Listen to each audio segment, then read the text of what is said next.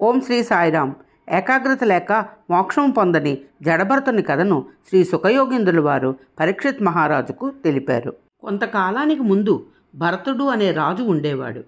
అతను మోక్షాన్ని కోరి రాజ్యాన్ని వదులుకొని సాలగ్రామము అనే తీర్థంలో తపస్సు చేసి నిత్యము శ్రీమన్నారాయణ్ణి స్మరిస్తూ ఆయన స్మరణే తప్ప మరేమీ ఎరుకలేక బాగా జడలు కట్టి హరినామస్మరణతో ఉండడం వలన ఆయనకి జడభరతుడు అని పిలిచేవారు. ఒకరోజు అక్కడ నదీ తీరంలో ఒక గర్భిణీ జింక ప్రసవించేందుకు సిద్ధంగా ఉంది. అదే సమయానికి ఓ సింహం వచ్చి ఆహారం దొరికినందుకు ఆనందంతో గర్జన చేయగా ప్రసవవేదంతో ఉన్న జింక కంగారుపడి ప్రాణభయంతో నది అని కూడా చూడకుండా జింక ప్రసవించింది. తల్లి పిల్ల కూడా నదిలో పడిపోయాయి.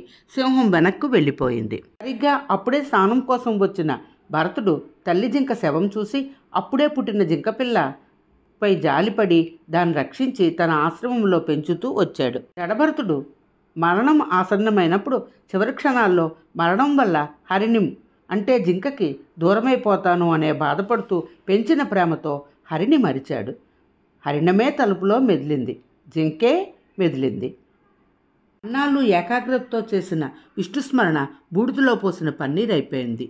మోక్షానికి వెళ్ళవలసిన జడభరతుడు మరుసటి జన్మలో జింకగా జన్మించాడు. జడభరతుని కథ ఏకాగ్రతతో విష్ణుస్మరణ మోక్ష మార్గానికి ఎంత అవసరమో తెలియచేస్తుంది. జై సాయిరాం.